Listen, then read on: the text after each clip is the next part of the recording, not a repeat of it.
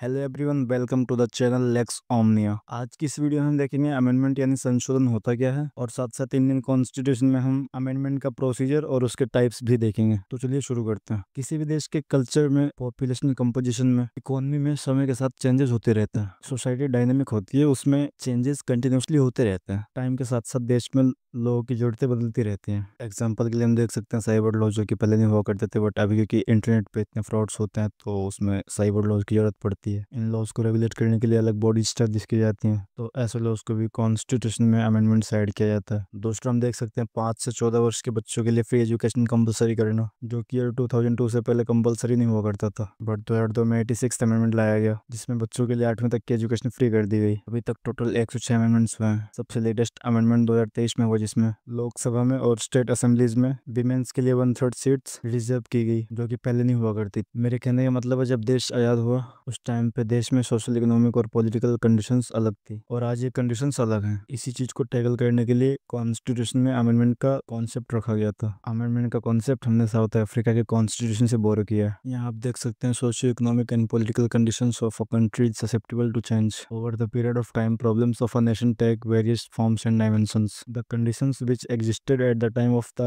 drafting of the constitution may not be same over the period of time। यही बात हमने भी discuss की। Therefore it becomes imperative to have some procedure where the constitution may be adapted from time to time in accordance with the needs of the nation, and this procedure is called the amendment of the constitution। The constitutional amendments ensure that the provisions and interpretation of constitution remains relevant in the changing times as well। मतलब अगर हम constitution में बदलाव की प्रक्रिया नहीं रखेंगे तो एक पॉइंट ऑफ टाइम के बाद कॉन्स्टिट्यूशन इररिलेवेंट हो जाएगा, जिससे देश की गवर्नेंस में प्रॉब्लम्स आएंगी। इसलिए समय के साथ साथ कॉन्स्टिट्यूशन में अमेंडमेंट्स करना इंपॉर्टेंट होता है। This method of reconciling the constitution with the changing needs can be classified into 2 broad categories, जो कि हैं इनफॉर्मल अमेंडमेंट और फॉर्मल अमेंडमेंट। और फॉर्मल अमेंडमेंट भी दो तरह से होते हैं, एक है फ्लेक्सिबल और दूसरा रिजिड। अब क्योंकि हमारा कॉन्स्टिट्यूशन क्वासी फेडरल है, तो रिजिड और फ्लेक्सिबल दोनों तरह की प्रॉपर्टीज हमारे कॉन्स्टिट्यूशन में देखने को मिलती है, और इसलिए ही अमेंडमेंट के प्रोसीजर्स भी प्रोविजंस के हिसाब से अलग अलग दिए गए हैं। तो सबसे पहले हम देखते हैं informal amendment. Informal method, this method can not be called amendment in strict sense of terms because the constitutional text does not undergo change. मतलब इनफॉर्मल अमेंडमेंट में कॉन्स्टिट्यूशन के किसी टर्म को चेंज नहीं किया जाता। In this method the judicial interpretation of the constitution undergo change. मतलब जो जुडिशरी है वो किसी एक स्पेसिफिक टर्म, एक स्पेसिफिक वर्ड का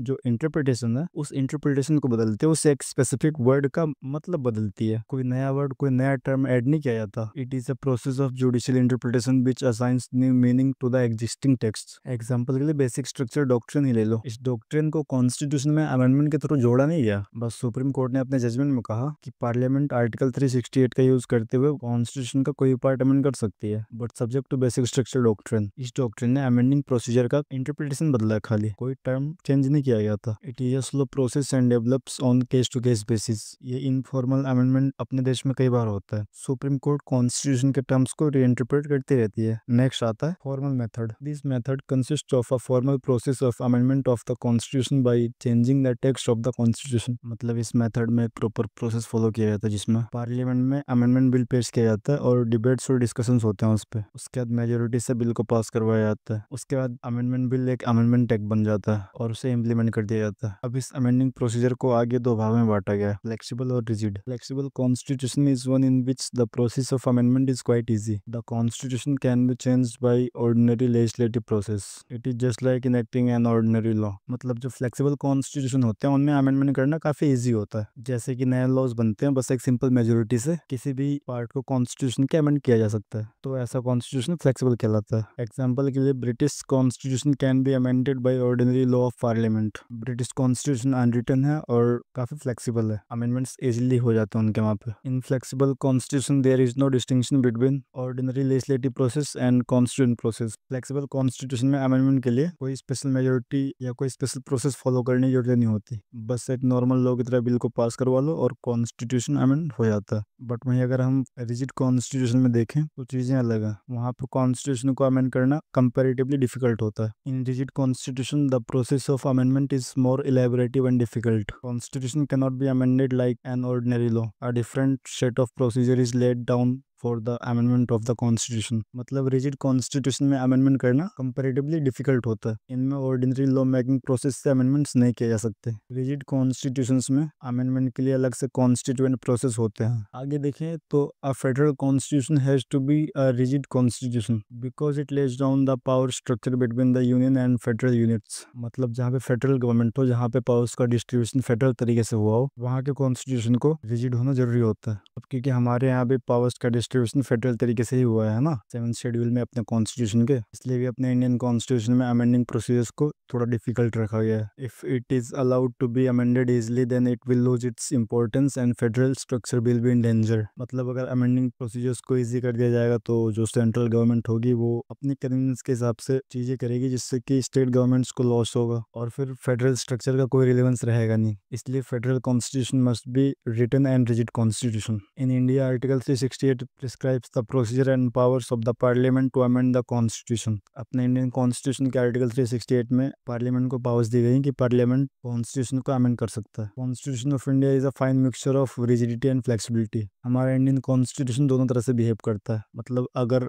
पार्लियामेंट किसी लेस इंपॉर्टेंट प्रोविजन को अमेंड करना चाहे तो वो इजीली एक सिंपल मेजोरिटी से अमेंड कर सकती है, लेकिन वहीं कुछ ऐसे प्रोविजन है जिन्हें अमेंड करना बहुत डिफिकल्ट है, जिसमें स्पेशल मेजोरिटी के साथ साथ रेटिफिकेशन बाय द स्टेट्स भी लगते हैं, है ना। और कुछ ऐसे प्रोविजन है जो बेसिक स्ट्रक्चर के पार्ट है जिन्हें अमेंड किया ही नहीं जा सकता। तो ये सारी प्रॉपर्टीज मिलकर एक रिजिडिटी और फ्लेक्सिबिलिटी का फाइन मिक्सचर बनाती है अपने इंडियन कॉन्स्टिट्यूशन को। The constitution provides following 3 classes of the amendment. पहला अमेंडमेंट बाय सिंपल मेजोरिटी, दूसरा अमेंडमेंट बाय स्पेशल मेजोरिटी और तीसरा amendment by special majority and ratification by the states. ये 3 तरह के अमेंडमेंट के प्रोसीजर्स दिए गए अपने इंडियन कॉन्स्टिट्यूशन में। तो सबसे पहले हम देखते हैं amendment by simple majority. Article 4, 169 and 239 A are placed in this category. The simple majority of parliament is sufficient for amendment in these provisions. These articles are excluded from the purview of article 368। Article 4 parliament को powers देता है कि parliament first और fourth schedule में amendments कर सकती है और साथ साथ एग्जिस्टिंग स्टेट्स की बाउंड्रीज को भी चेंज कर सकती है।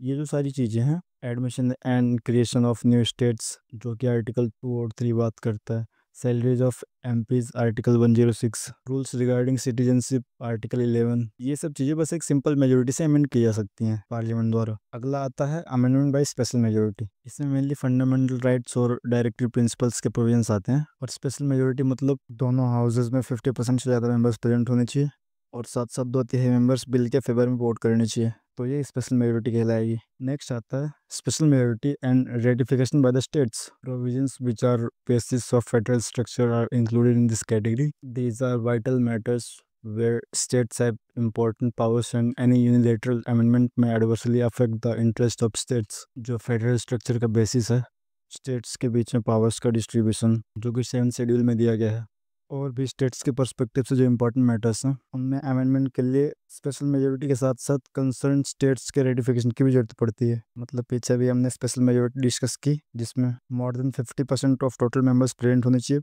दोनों हाउसेज में और उनमें से 2/3 ऑफ द मेंबर्स फेवर में वोट करने चाहिए। उसके साथ साथ स्टेट्स का भी रेटिफिकेशन लगता है, तो वो कहलाता है special majority and ratification by the states. इसके कुछ एग्जांपल्स हैं जैसे कि extent of executive powers of union and states, articles dealing with union and state judiciary, distribution of legislative powers between union and states, और goods and services tax council जो कि article 279A बात करता है, जिसे 101वें अमेंडमेंट से add किया गया था जो कि 2016 में हुआ था। आगे और भी मैटर्स है जैसे कि representation of states in parliament, any of the list of 7th schedule, election of president और आर्टिकल 368 itself। इन सब आर्टिकल्स को, इन सब प्रोविजंस में अमेंडमेंट के लिए स्पेशल मेजोरिटी के साथ साथ स्टेट्स का रेटिफिकेशन भी लगता है। मतलब स्पेशल मेजोरिटी से पास होने के बाद भी अगर स्टेट्स रेटिफाई ना करे तो उन स्पेसिफिक स्टेट्स में इम्प्लीमेंट नहीं होंगे ये अमेंडमेंट्स। नेक्स्ट आता है प्रोसीजर ऑफ अमेंडमेंट। अभी हमने तीनों तरह के अमेंडमेंट्स के टाइप्स देख लिए, अब जो अमेंडमेंट के लिए प्रोसीजर फॉलो होता है पार्लियामेंट में वो देखेंगे हम। The bill to amend the constitution can be placed before any house of the parliament. Parliament के किसी भी हाउस में पेश किया जा सकता है बिल को।